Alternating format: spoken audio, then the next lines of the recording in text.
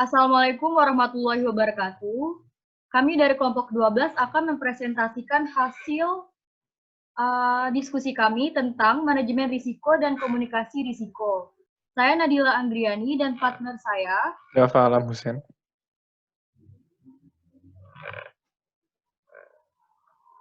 Yang pertama, kami akan membahas tentang manajemen risiko bencana banjir Kali Lamong pada kawasan periurban Surabaya Gresik melalui pendekatan kelembagaan.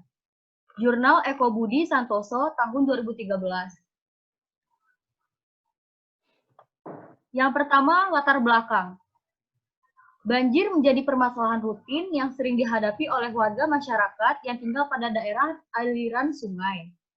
Pada wilayah potensial terjadi genangan yang mempunyai tingkat risiko yang tinggi. Pihak-pihak terkait harus mampu secara signifikan menurunkan tingkat risiko. Pengurangan risiko dapat dilakukan melalui perlindungan pra-bencana dan pemulihan pasca bencana. Pada kasus Das Kali Lamong, mempunyai tingkat risiko banjir yang tinggi. Banyaknya pihak-pihak yang terlibat dalam penurunan risiko menjadi tantangan tersendiri, agar pengendalian bencana risiko dapat dilakukan secara efektif.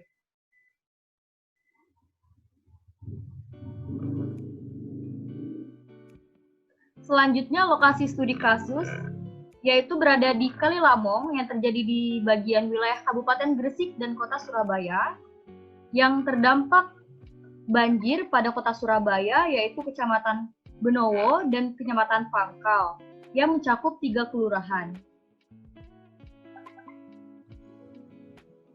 Selanjutnya ada metode manajemen. Pengendalian daya rusak air merupakan upaya mengurangi risiko bencana yang dilakukan pada tahap pra-bencana maupun pasca bencana dengan melibatkan lembaga pemerintah sesuai dengan tugas dan kewenangannya masing-masing. Untuk mengatasi permasalahan banjir, Kali Lamong yang terjadi di wilayah Kabupaten Gresik dan Kota Surabaya diperlukan adanya analisis posisi dan juga peran lembaga pemerintah yang terkait dengan manajemen penanganan banjir. Manajemen resiko bencana dapat dilakukan melalui skenario mengatasi banjir Kali Lamong dengan normalisasi sungai, pengerukan, penanggulangan bantaran sungai, pembuatan embung, dan juga memfungsikan waduk di sekitar Kali Lamong. Selanjutnya ada kelebihan dan kekurangan pada jurnal 1 ini. Yang pertama, kelebihannya adalah memanajemen banjir pada Kali Lamong, pembagian tugasnya itu secara institusi, baik secara horizontal maupun vertikal sudah sangat baik dalam menangani banjir Kali Lamong. Kekurangannya, keterbatasan anggaran penanganan banjir dikarenakan dalam penyusunan anggaran. Yang kedua, sulit dalam pembebasan tanah yang menyebabkan normalisasi Kali Lamong di bantaran sungai mematok nilai tinggi, sehingga warga itu meminta uang kompensasi yang cukup tinggi, sehingga proses pembebasan tanah ini diprediksi akan terhambat.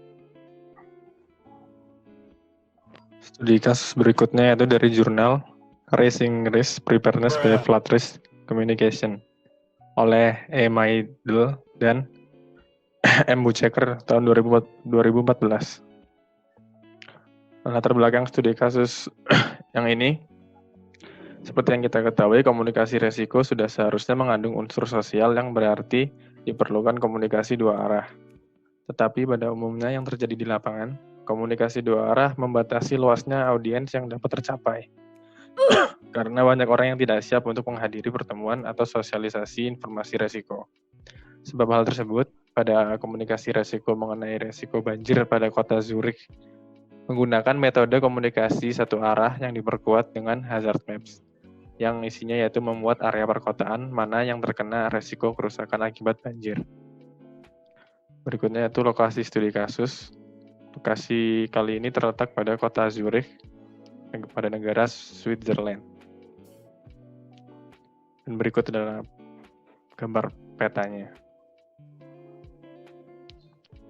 Berikutnya itu metode manajemen yang digunakan pada studi kasus kali ini, yaitu metode komunikasi satu arah dengan cara mengirimkan surat pada para pemilik properti yang yang propertinya tersebut terletak pada zona bahaya di mana banjir dapat terjadi.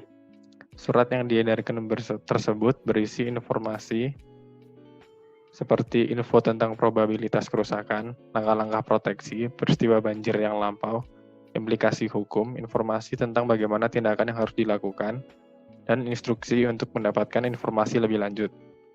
Pada sampul surat tersebut juga disertakan link untuk mengakses hazard map yang tersedia online dan dapat diakses oleh publik.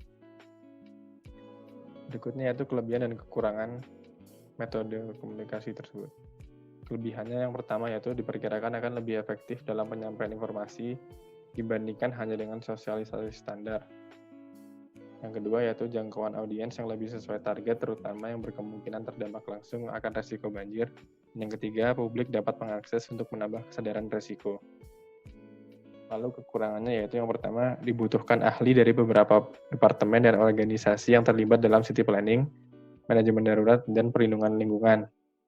Jadi, nggak bisa sembarang orang yang bikin hazard maps tersebut. Yang kedua, yaitu kemungkinan akan lebih tinggi biaya yang diperlukan karena melibatkan beberapa ahli yang disebutkan tadi.